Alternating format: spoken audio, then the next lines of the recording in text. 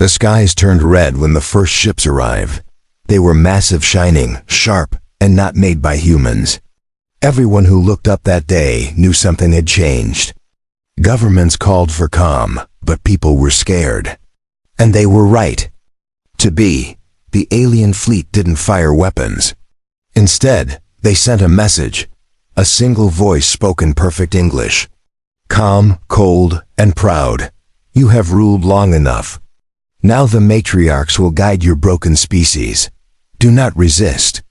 They called themselves the Vaelari, a race of tall, powerful alien women. Beautiful but terrifying. Their eyes glowed silver, their skin shimmered with faint blue patterns, and their armor pulsed like it lived. They believed men were weak and that only women should rule. On their worlds, females led everything. Males were kept for service, not decisions. Within days, human armies were crushed not by weapons, but by mind control, speed, and brutal martial skill. Cities were taken without bombs. Leaders were forced to kneel. And earth fell. But not everyone gave in. In the high forests of what used to be northern Canada, a small resistance group hid deep underground. They had no fancy weapons, just survival gear, old rifles, and a fire that wouldn't go out. One of them was a man named Vance. He wasn't a general. He wasn't a super soldier. He was a mechanic. But he hated seeing Earth broken. He fixed radios, built shelters, and when people were hurt, he kept them alive. With his hands and calm voice, he didn't yell. He didn't order. He listened. And people followed. It started small, 8 people, then 12.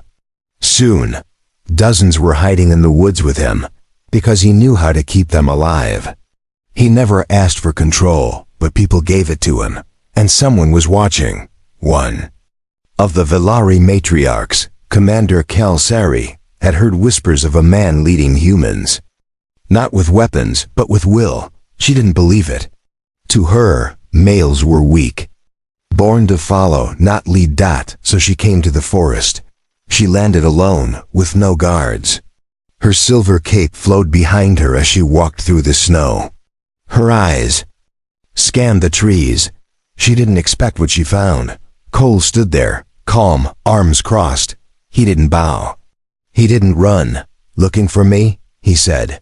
Kael'Sari tilted her head. You are the man called Cole. I am. You've broken a law. Men don't lead. Especially not against the Vaelari, he shrugged. Funny. I didn't know I needed your permission to care for my people. She stepped closer, towering over him. Her presence was heavy, like thunder before a storm. But he didn't move. You defy me. I don't follow bullies, he said. That was the first crack in her armor. She expected fear, submission, not a calm voice. Then it got worse. The people came out from the trees. Quiet, steady, standing behind Cole, not because he told them to, but because they believed in him. Men, women, even children. Kael'Sari's hand twitched. Her pride burned. You lead them? I guide them. They lead themselves. She stared at him. You think yourself strong? He looked at her, not at her armor or her glowing eyes, but into her soul. I think strength isn't about power. It's about not breaking, even when everything's gone. The forest was quiet, and in that silence, the matriarch felt something unfamiliar. That he hadn't raised a weapon. He hadn't shouted, but she felt her knees want to bend. Not because of defeat, but respect. That scared her. She turned without a word and vanished into the trees. But she would return, because Cole had done something no soldier could. He planted a question in the mind of a proud warrior woman. Could a man truly be equal? Kael'Sari returned to her ship in silence. Her officers waited inside, but she said nothing. She sat alone in her private chamber, replaying the meeting in her mind. Again and again, that human man Cole, he hadn't trembled. He hadn't begged. He hadn't even flinched. It made no sense. Every file about human males described them as emotional, loud, unfocused, easily ruled. but Cole had stood like stone. She tightened her fist, her armor shifting with the motion. Was he unique, or had they judged human males too quickly? On Earth, the other matriarchs had already begun reshaping cities. Female soldiers stood tall in once busy streets. Schools were renamed. Men were reassigned to serve in silence, but resistance grew not in cities, but in forests, deserts, mountains. Small groups, hidden, dangerous. Many led by women, but more, and more, led by men. Kael'Sari requested permission to observe the northern resistance more closely. Her superiors hesitated, watching a male beneath them. But she insisted. She called it strategic. In truth, she wanted to see him again. 2 nights later, she returned to the forest. This time in secret, cloaked and silent, she watched from the trees. No one noticed her. Cole was there, sitting beside a campfire with others. He was fixing a small solar panel while listening to a woman talk about her injured brother. His hands moved, calm and skilled. He never interrupted. He simply nodded, then offered help. A child tugged at his sleeve. He smiled gently and gave her a warm blanket.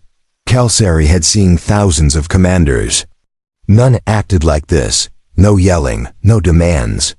Yet everyone moved with purpose around him. They obeyed not from fear, but trust. Then Cole stood up and walked away from the fire, toward the edge of the trees. Right toward her. "You gonna hide all night?" he said quietly. Kael'Sari stepped out of the shadows. She didn't speak at first, just stared at him. The wind moved between them, soft and cold. "You knew I was watching?" He nodded. "Felt it. You don't move like the others. Too quiet." "I wanted to see what made you special," she said. "And what do you think?" "I think you confuse me," Cole chuckled. "You and your kind showed up thinking we're all weak. You expected fear. But you missed something." "What?" "We bend, but we don't break." Kael'Sari looked into his eyes again. Steady, grounded, no games. "No pride. I've crushed leaders twice your size," she whispered. "Why can't I control you?" Cole took a slow breath. "Because I'm not trying to fight you. I'm just not letting you rule me." She stared at him for a long moment. Then something strange happened. She lowered her guard. "Your people respect you. They're not mine. I just help where I can. They die for you. They do the same for anyone who earned it."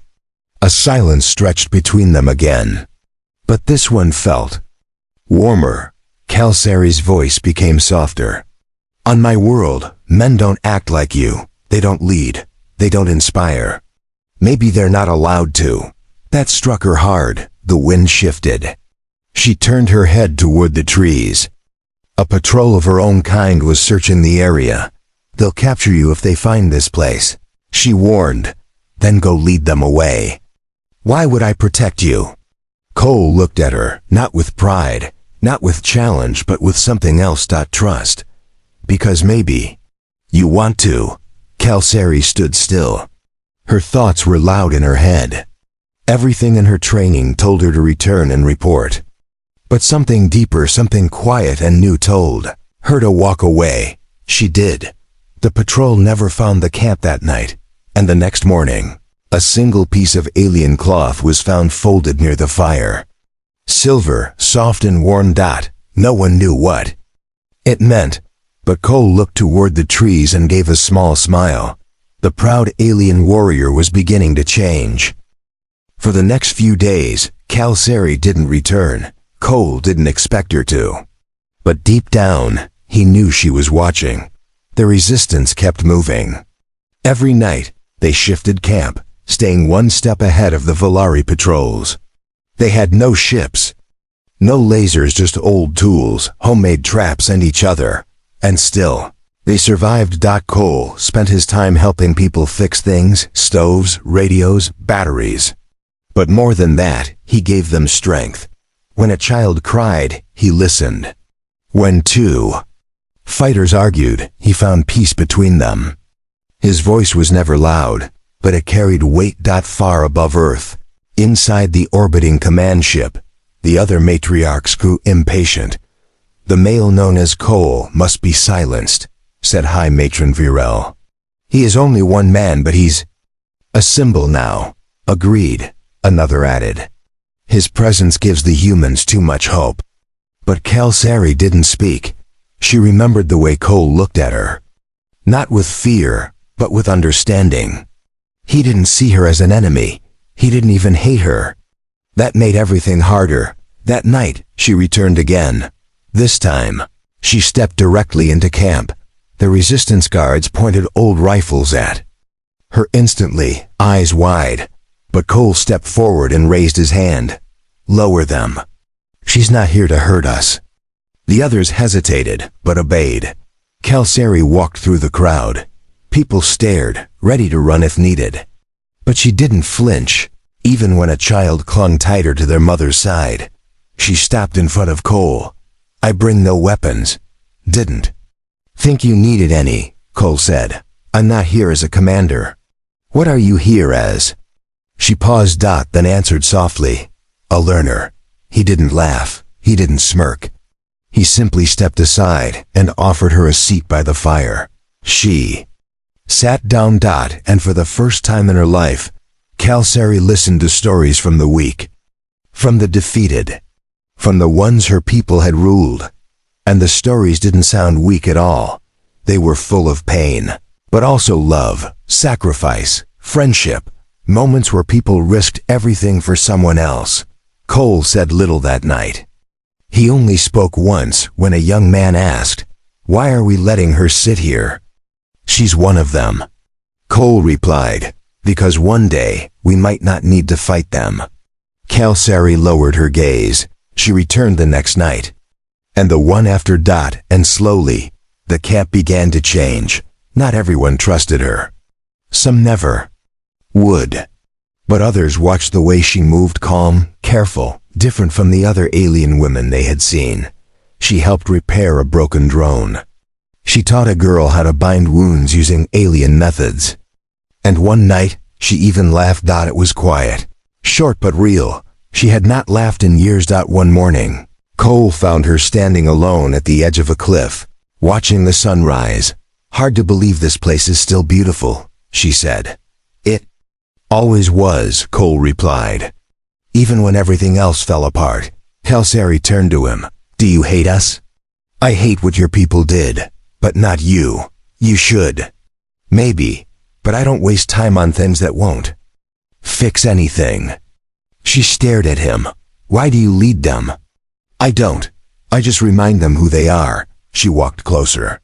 Her silver armor dimmed slightly in the light. "Back home," she whispered, "if a male spoke like you, he'd be punished."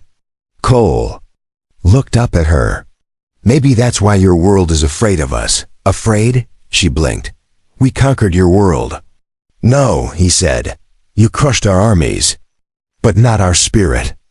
Kael'Sari said nothing, but in her heart, something cracked again. Not with pain, with understanding.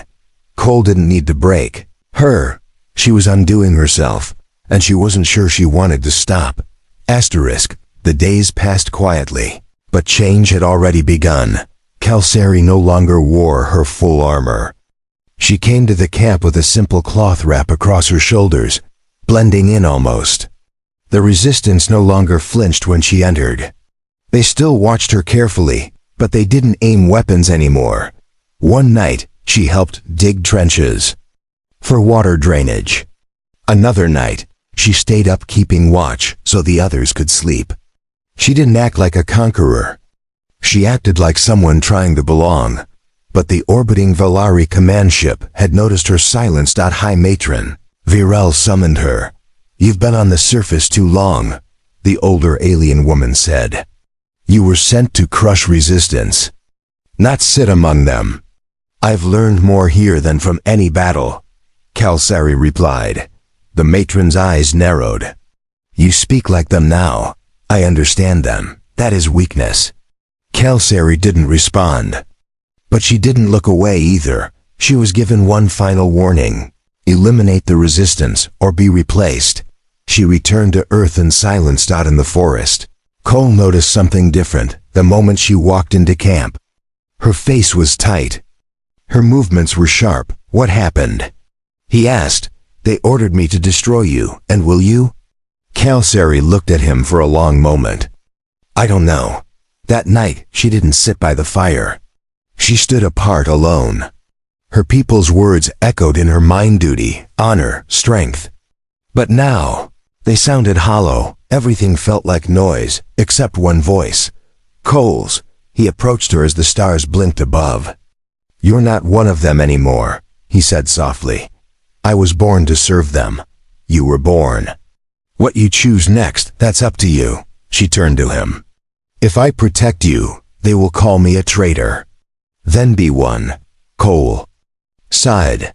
Be a traitor to pride, to blind rule. Be loyal to something better. Kael'Sari looked into his eyes. No power, no rank, no armor. Just a human man with a calm voice. And she believed him. The next day, she made her choice. She gathered. The resistance stood in front of them all. Some crossed their arms. Others stepped back. I was once your enemy, she said. My people still rule your skies, but I've seen something they have not. You endure. You protect each other. You love. And for the first time in my life, I want to protect something too. She knelt on one knee. I will not return to them, if you allow it. I will fight with you. The forest fell into stunned silence. Then someone clapped, and another, until the sound of hands meeting filled the trees. Cole stepped forward and helped her stand. Then you're one of us now, he said. From that day, Kael'Sari fought for Earth. She trained the resistance in alien tactics, helped them build shields from scavenged tech, showed them how to move silently, how to strike without being seen. They called her the Silver Hand. And she called Cole leader, not because he demanded it, but because he had earned it. The resistance was no longer just surviving. They were winning. Small victories, silent and sharp. A patrol ambushed here. A signal tower destroyed there. For the first time since Earth fell, the Vaelari began losing ground, not because of force, but because of strategy. And behind that strategy stood two minds, one human, one alien working together. Cole planned carefully. Kael'Sari sharpened every edge. The others followed. In every fight, Kael'Sari stood beside the humans. She bled beside them, protected them. And they began to trust her, not because she was strong, but because she never ran. She was no longer their enemy. She was their sister in battle.